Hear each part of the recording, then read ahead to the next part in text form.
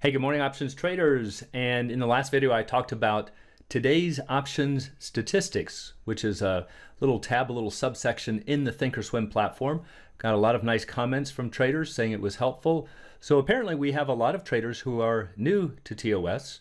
So as a side note, I do have a complete Thinkorswim training course that will certainly help you if you're new to TOS and want to know how to navigate your way through that. But what I'll do in the meantime is to throw out some other videos in the future, some little tidbits about the Thinkorswim platform that will help you to understand it better. So for this one, let's take a look at the implied volatility by expiration. If you want to know what the implied volatility is for each expiration and get a nice visual of how they're stacking up across different strikes, this is the way that you do it. So before we take a look at that, you have to understand what you're looking at, right? So what is implied volatility? Well, I do have other videos in our forum talking about implied volatility, so you can search for that if you want more details. But for a quick refresher, what you're doing is you are working a pricing model backwards.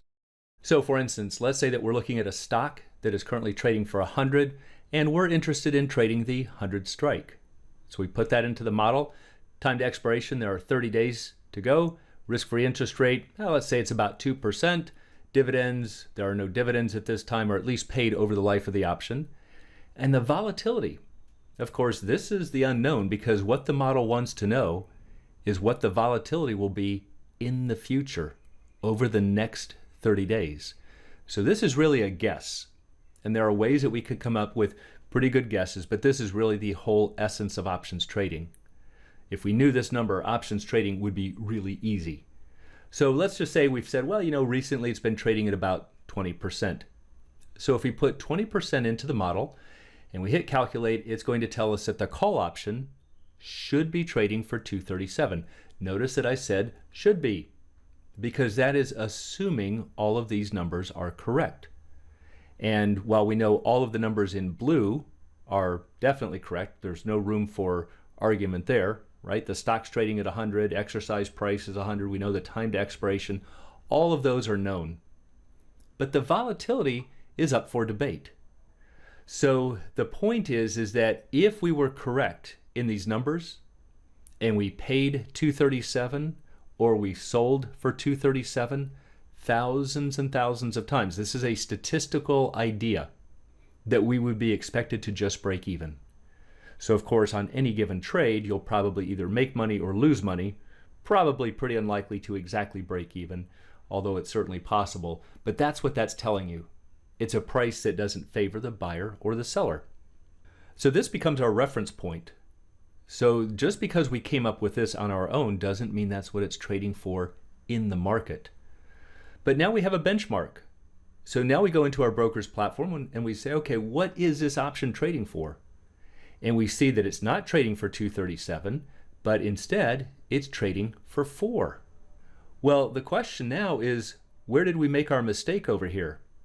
Well, again, we know the stock price, the exercise price, time to expiration, we know the risk-free rate, we know there's no dividends. These are all knowns. It must be in the volatility. We must have used a different volatility from what the market believes. Remember, this price is a consensus view of all traders. So right now, traders feel that $4 seems to be a fair price. All right, if people thought this was too low, buyers would be all over it and push the price higher. If traders collectively thought this price was too high, we would have more sellers and it would push the price down. But it's balancing right here at 4. So we can say, all right, that seems to be what the market feels is the fair value.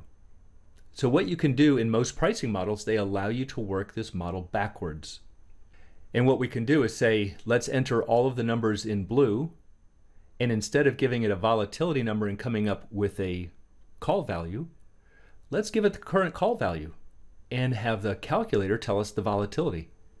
This is really the biggest use of a pricing model. So if we put $4 in as a known, because after all that is the current market price, it's going to tell us that the volatility is 34.3. So if we put in all of these numbers with a 34.3% volatility, that's what generates a value of 4. So we're just inferring that the market must feel that the future volatility over the life of this option is going to be about 34.3%. And that number, again, is what we call the implied volatility. It's the volatility, it's not the current volatility, it's not the historic volatility, it's the volatility that is being implied just by the fact that the market is willing to buy and sell at $4. So what if you wanted to see all of the different expirations and to see how the implied volatilities stack up across various strikes? Well, that's very easy to do in the Thinkorswim platform. So let's go take a look. Okay, so now we're into the Thinkorswim platform. I've got Microsoft for the ticker, and down below is the options chain. These are all of the different expirations. Now over to the far right, we also have the weighted average implied volatility for each strike. But there's a nicer way to see how these stack up, and maybe even also consider the number of strikes at each expiration. And the way that you're going to do that is over here. Here is today's options statistics. That's what we saw before. Jump down a couple of rows to product depth. And you get this nice graph. Now under this graph, there's a lot of different things you can look at, which are all found from this drop-down menu. So right now I've got it set to open interest. We're looking at the various open interest by strike. We can look at just the extrinsic value, the volume, lots of different things we can look at. Here's our Greeks.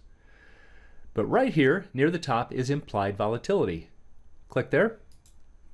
And so what we're looking at the very bottom, it's giving us a legend of the various expirations. So right here in pink are the July 2nds. That's that line. In orange, July 9th. In this turquoise color, July 16th, and so on. So I just have 6 different expirations on my graph, and I'll show you how you can change that in a moment. Here are the strike prices across the horizontal and the implied volatilities on the vertical. So this is how we can see how they stack up against each other. Now, let's say that you wanted to look at all expirations. Well, you can do that up here. And way up at the top, check all series.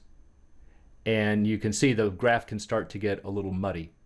So what I normally do is to uncheck this and just select the ones that you are interested in perhaps trading. So again, let's just put 6 of them on here, clean up the graph a little bit.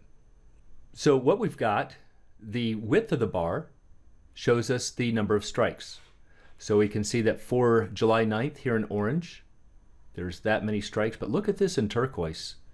The July 16th, look at how wide those strikes are. It goes across a lot of different strikes. So in this case, if we look to the left, it looks like it's going from a low of about 115 and all the way out here at the far right at about 390. So let's go check it. Let's come up here to July 16s, which are right here. And if we come up to the top, there's 115. That is, in fact, the lowest strike. And down at the bottom, we should see, and there it is, 390. So that's showing us the width of the graph. So I can see that there are a lot more strikes for the July 16s than there are up here in yellow for the July 30s, for instance. But whichever one you're looking at, whichever color, that is an expiration, and over to the left are the color codes. So this one here in turquoise, look right there, is 20.61, and those are the July 16th. Those would be the weighted averages for that expiration. If we go up here to the yellow, look to the left, 24.3. Those are the July 30s. Now don't be surprised when the markets are open, you will see these numbers change because it's constantly being calculated. But the point is that those are the implied volatilities that you should be looking to compare to historic volatility.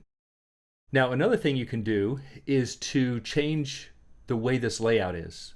I've got it set to out of the money right there. I can choose it to look at all, which are calls on the left, puts on the right. I can look at just calls. Looks like a similar graph, but they're all call options. Every single strike is a call. I could do the same thing for puts. I could look at the average. But the out of the money is one that's particularly helpful because what you're looking at is all of the strikes above the current stock price are call options, and all of the strikes below the current stock price are the puts, because the higher strike calls and the lower strike puts would be out of the money. So we're actually looking at a blend of calls and puts in the same graph. But take your pick, whichever way you want to slice and dice it, you can certainly do that. Now, if you want to look at maybe a smaller section of strikes, you can do that right here. Maybe you only want to see 10 different strikes. See, now I've shortened up the graph. Makes it a little easier to see, but I can look at, for these strikes, I can see the different expirations and the relative differences in the implied volatilities. And then that way I can make much easier comparisons to the historical volatility to make trading decisions. So remember that this is really the heart of options trading. You don't want to say, well, this is a $3 option and therefore it's cheap, and this one over here is $7 and therefore it's expensive. That has got nothing to do with options trading success. We have to say, what am I getting for this money? And the thing that you're getting is volatility. And that's why Thinkorswim gives you a nice visual to figure out just how much volatility you're paying for. So I know that's a real quick glance at it. There's a lot more to implied volatility. But for all of the traders who are new, if you haven't heard of that before, if you're looking at options just by the dollar price, you definitely want to break that habit. You have to start looking at options in terms of implied volatility, because that's the essence of options trading. So I hope that helps you to understand an easier way to see that in Thinkorswim. And so for anyone who'd like to learn more about the art and science of options trading, please check out the Alpha Trader course, Strategy Lab, and a technical analysis course, all at optionsatoz.com. Also, please join us on the Facebook trading group, Options A to Z, and you can find a link in the description below.